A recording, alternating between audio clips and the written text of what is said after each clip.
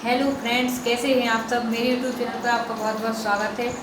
जैसा कि कल की वीडियो में हमने राष्ट्रीय पिछड़ा वर्ग आयोग के बारे में चर्चा की थी। आज की इस वीडियो में हम राष्ट्रीय बाल अधिकार संरक्षण आयोग के बारे में चर्चा करेंगे।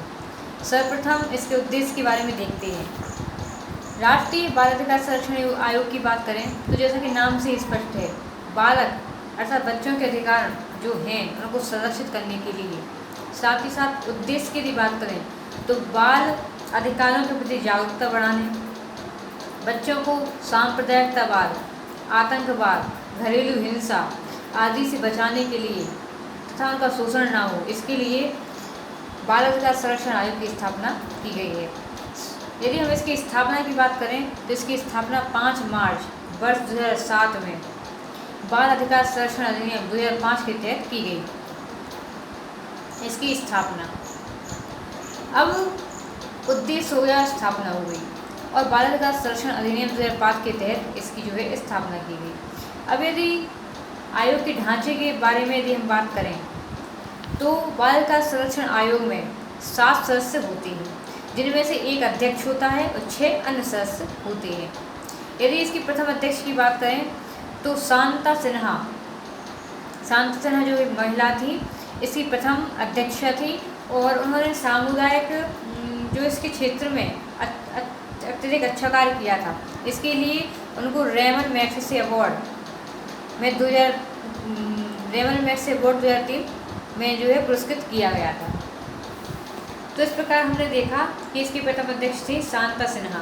यदि वर्तमान अध्यक्ष की बात करें तो प्रियंक कानूनगो बाल अधिकार संरक्षण आयोग के वर्तमान अध्यक्ष थे। अब यदि हम योग्यता के बारे में बात करें अध्यक्ष की, तो अध्यक्ष की योग्यता इसमें ये है कि जिस व्यक्ति ने बाल अधिकारों के लिए अत्यधिक कार्य किए हों, बाल अधिकारों के लिए अत्यधिक कल्याण के लिए कार्य किए हों, उस व्यक्ति को इस आयोग का अध्यक्ष बनाया जाता है। अब यदि हम कार्यकाल की बात करें तो इसमें चूँकि एक अध्यक्ष होता है और अन्य सदस्य होते हैं, तो जो अध्यक्ष का कार्यकाल होता है वह होता है 6 वर्ष, 3 वर्ष या 65 वर्ष, 3 वर्ष हो या 65 वर्ष की आयु हो। और इसके जो सदस्य होते हैं उनका कार्य होता है 3 वर्ष या 60 वर्ष की आयु, जो भी पहले हो जाए। अब अन्य है अगला जो है बिंदु नियुक्ति के बारे में यदि बात करें तो यानी कि अध्यक्ष और सदस्य दोनों की नियुक्ति केंद्र सरकार की द्वारा की जाती है। और जितने भी आयोग हैं उसमें हम यही पढ़ेंगे कि इनकी जो नियुक्ति है वह केंद्र सरकार के द्वारा की जाती है। अब कुछ अनुच्छेद हैं जो कि बाल अधिकारों से संबंधित हैं, उनके बारे में हम देखेंगे। पहला है अनुच्छेद 24। अनुच्छेद 24 क्या कहता है? ये कहता है कि 14 वर्ष से कम उम्र के जो बालक हैं उनके लिए बाल श्रम का निषेध। यानी मैं आपको बताती हूँ, आपने देखा होगा कि होटलों में, कारखानों में, कई स्थानों पे आज भी क्योंकि कानून बने हुए हैं लेकिन कानून केवल हवा में है, मतलब इनका ज़्यादातर जो है पालन नहीं हो रहा है। तो जो बच्चे हैं वह होटलों में, कारखानों में कार्य करते मिलते हैं, तो ये जो है अपराध है। बाल श्रम पर निषेध बताया गया है अनुच्छेद 24 में। आपने पढ़ा होगा शोषण के विरुद्ध अधिकार। तो शोषण के विरुद्ध अधिकार में बच्चों के लिए 14 वर्ष से कम उम्र के बच्चे किसी प्रकार के कारखाने में, किसी प्रकार के कह सकते हैं होटल में या ऐसे काम नहीं कर सकते, क्योंकि उनकी वह उम्र अध्ययन करने की होती है। तो पहला अनुच्छेद हो गया। दूसरा अनुच्छेद है 21 का। 21 है, 21 का नहीं, क्योंकि 21 का मतलब जीवन का अधिकार है। 21 अनुच्छेद 21 कहता है कि 6 से 14 वर्ष तक के बच्चों के लिए अनिवार्य शिक्षा का अधिकार होना चाहिए। और अनुच्छेद 51 का में आपने पढ़ा होगा मौलिक कर्तव्य है। तो अनुच्छेद 51 का में एक मौलिक कर्तव्य है, 11वां मौलिक कर्तव्य, जो कि बाद में ही जुड़ा है, 42वें संविधान संशोधन के द्वारा जुड़ा है, पहले नहीं था।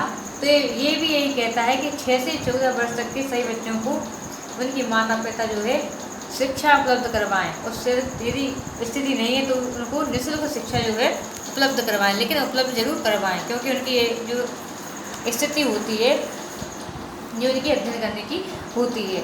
तो ये कुछ अनुच्छेद जो कि बाल अधिकार आयोग से जो है संबंधित है, या बच्चों की जो है शोषण ना हो इसके लिए संबंधित है। अब एक और आता है पॉस्को एक्ट। जो कि बालकों से संबंधित है।